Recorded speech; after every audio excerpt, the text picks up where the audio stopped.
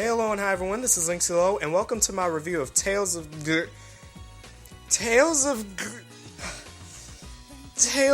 Grace's F for the PlayStation 3. This game is terrible!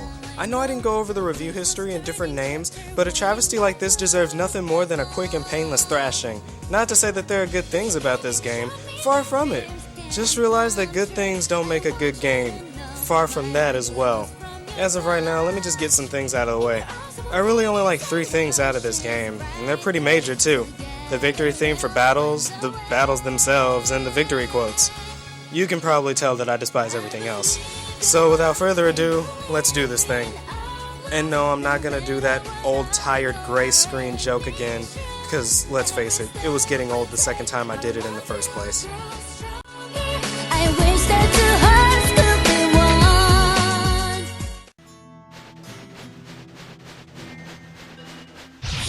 be careful, everyone. Ready? As for the victory quotes, while they could have been covered in gameplay, I feel as though they fit better here. This is where the game shows its sense of humor besides the skits that get annoying quickly to me. These, on the other hand, are fast, witty, in great variety, and get a few laughs out of you free of charge. Here are a few of my favorites. You're so tall, Captain. How come? Because that makes it easier for me to pick apples. Oh. Let's do it! We are...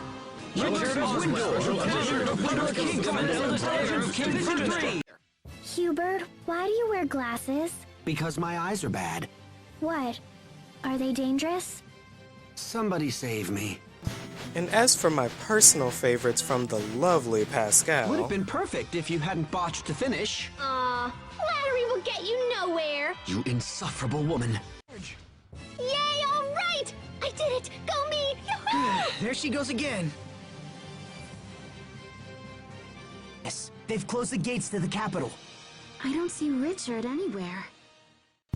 To make it brief, a little boy named Asbel Lant with a prick father goes through the forest to meet an almost dangerously cute girl, complete with pigtails and purple hair. She has no memories, but Asbel, along with his brother Hubert, named her after Sophiria flowers and call her Sophie. Afterwards, a tragedy strikes and his dad dies and he feels responsible, so a time skip happens where you grow up to be a knight in very stupid-looking clothes, so you won't feel as useless. As for combat, Sophie has magical powers that make her really overpowered in the child phase and doesn't change much after the time skip. After the time skip, you fight a wolf, get your first titles, I will get to those later, and that is where your journey begins.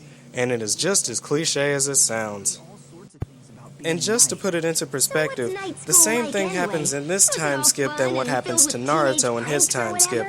When he comes back to the village, everybody has grown up, everybody has dropped their balls, and everybody has different powers. And you've seen this in many other anime, so there's really not much else I can say at this point. Gold star for you, young man. But you need to leave here. Gotcha! You won't live to regret it! The one good thing about this game is the battle system. Instead of an MP bar like in traditional RPGs, you have a CC meter that changes every art to a value. For example, if you have 6 CC in your meter, you can only use a worth of 8 arts that are CC, or 6 above. A regular hit is 1 CC, an extension to that is 2 CC, and a finishing A art is 3 CC. See? It adds up to 6, see?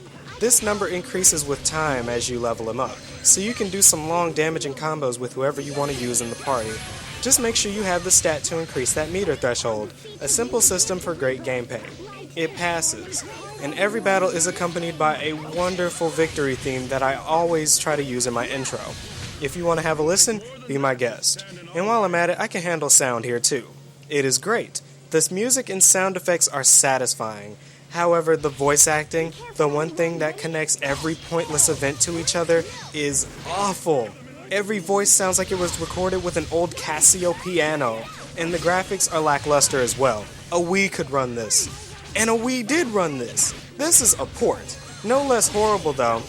At least this version has minimal frame drops and runs consistently, but it's still the same level of horrible that it was at first, just in 60 frames per second. But now for the biggest flaw that could make any RPG fail. And to me, this is probably the biggest flaw that this game could ever make. And don't worry, I won't try to take long with this terrible, terrible design choice. Honestly, this game handles leveling up like Rock Lee handles alcoholism. In cans, can't get enough of it. How we really love it. In this game, you have titles, and with titles comes skill points. Along with experience, you get skill points after battle, which are in a way lower quantity than experience. You also need over 1,000 to 3,000 skill points per title if you want to master them sometimes. These aren't a few titles, mind you. You get titles for doing almost anything, including using arts or just doing random tasks. You can unlock close to 200 titles on every character, each with their own stats and SP requirements. You need to grind in this game. If you don't, you will most likely get stuck on something very surprising and go back and grind more. Here's basically a simple situation. If you get a title, then those titles require over 300 for level 1 to get plus 3 health in an area where you get 9 SP a battle with only 2 enemies in an area every given respawn. Do you see what I'm getting at? This forces you to grind. In a game like Disgaea, where the main purpose is to level up to level 9,999, that game gives you literal levels that pour experience into you if you fight and play them correctly. This game is very stingy, so you will spend almost 2 hours on one title only to realize that you neglected your actual level and your team is unbalanced because you didn't switch out your party regularly. Now you have to switch back and get more scarce skill points for a 3,500 SP title only to raise your CC by 1. Ugh. In conclusion, Tales of Grinding F has almost no value to me.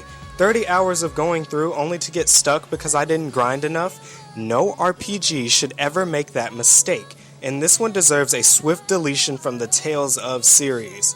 This game is a perfect example of what exactly makes someone a masochist. This has been Lixilo, and I will get you guys back. Hope you all enjoyed, comment, rate, do whatever you want, I don't really care, and I'll catch you guys later. Peace and savvy.